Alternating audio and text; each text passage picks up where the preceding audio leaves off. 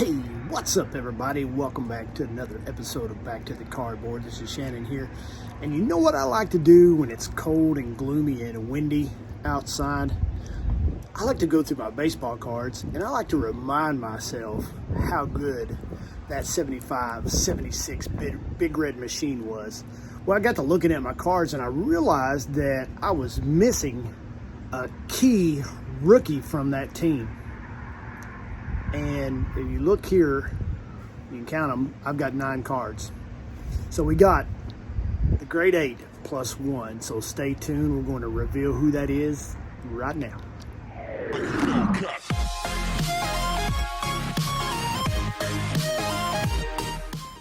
Okay, starting in right field on that 75-76 Reds team is this guy right here, Ken Griffin Jr., 3-time All-Star. 75, he kind of had a breakout season. And then in 76, he actually finished second in his batting title to none other than Bill Madlock. He set out the final game of the year that year, hoping to secure the title. And Madlock ended up going 4 for 4 to win the batting title. But that is right fielder Ken Griffin Jr. The next up, we got center fielder Cesar Geronimo, the Chief. In the 75 series, he batted .280 with 2 home runs, but the most memorable moment, I guess, was when he caught Carl Yastrzemski's fly for the final out of that 7th game season against the Boston Red Sox. 76 was his best year. He batted .307 with 149 hits and 22 stolen bases. But that is Cesar Geronimo, left fielder on that 75-76 Reds team. So next up, we got none other than George Foster, the left fielder on that 75-76 team. Foster didn't start out the 75 season in left field. Well, he ended up platooning it with Dan Dreesen for a while. Then Sparky Anderson realized that he needed to be in the starting lineup, and that's where he stayed pretty much for the remainder of the year. And then in Game 6 of 1975 World Series against the Boston Red Sox is probably Foster's most memorable moment. And it come on the field. The game was tied with the bases loaded and no outs in the 9th inning. Reigning MVP and Rookie of the Year, Fred Lynn, lifted a fly ball down the left field line where Foster ran and snagged it right next to the stands.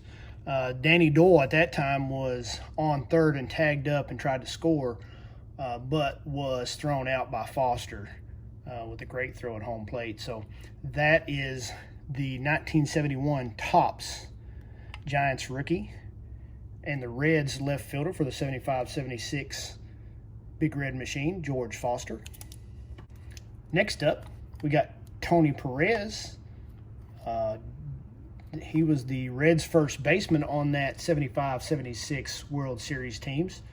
This is his 65 Topps rookie. Perez drove in 90 or more runs through 1967 through 77, with 1970 being his greatest year. He drove in 129 runs. During the decade of the 1970s, he finished second among RBI leaders, right behind none other than Mr. Johnny Bench. Perez was traded to the Montreal Expos shortly after the 1976 season. But that's Mr. Tony Perez, first baseman on those teams. 1965 Topps National League Rookie Star Card. Next up, I got Dave Concepcion. He was the shortstop on the 75-76 World Series Championship teams. All-Star both those years, as well as Gold Glove both those years. Not really known much for his bat, but he did have some memorable moments, like the 1982 All-Star game where he won MVP that year, the All-Star game, hitting a home run, knocking in several runs. Dave spent his entire career with the Cincinnati Reds. So that's Dave Concepcion, shortstop, 1971 Topps. Next up, I got this guy right here, Mr. Joe Morgan. This is his rookie card. Of course, he played second base. What can you say about Mr. Morgan? Passed away earlier this year. National League MVP in 75 and 76. That's pretty amazing.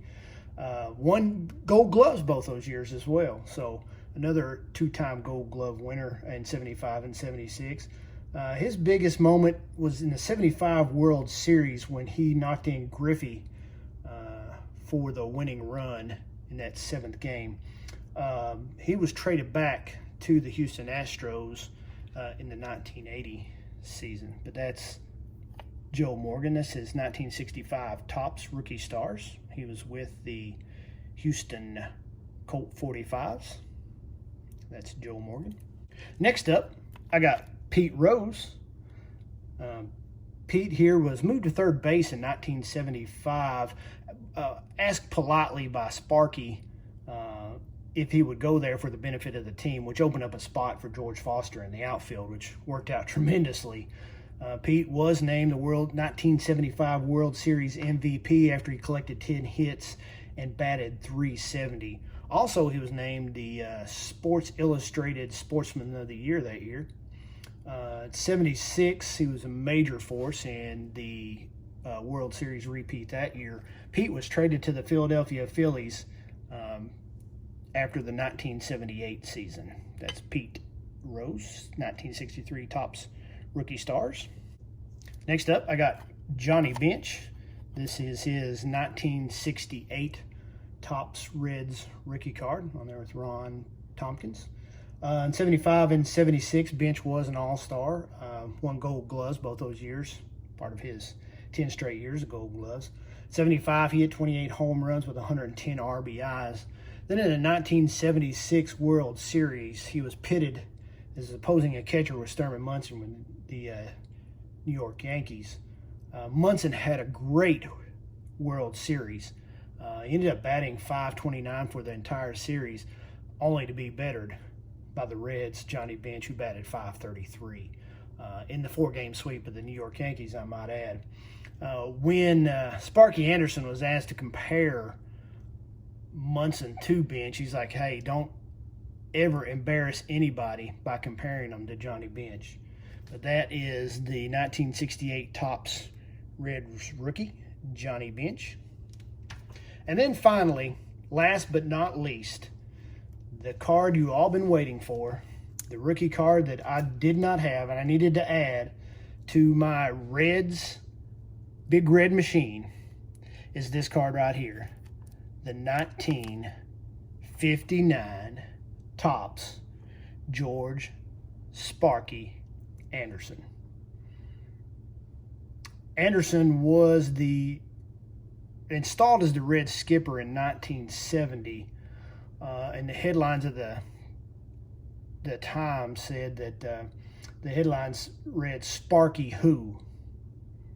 Well, we all know who Sparky Anderson is now, don't we? Three-time World Series champion, 75-76 Reds, of course, and then the 84 Tigers.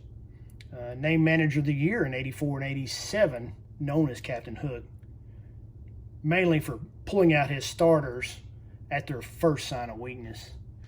Sparky was a fireball of a manager, and he was loved by everybody that played under him. And, you know, several compliments from the Reds players. Rose stated that he was the best manager that he had ever played under.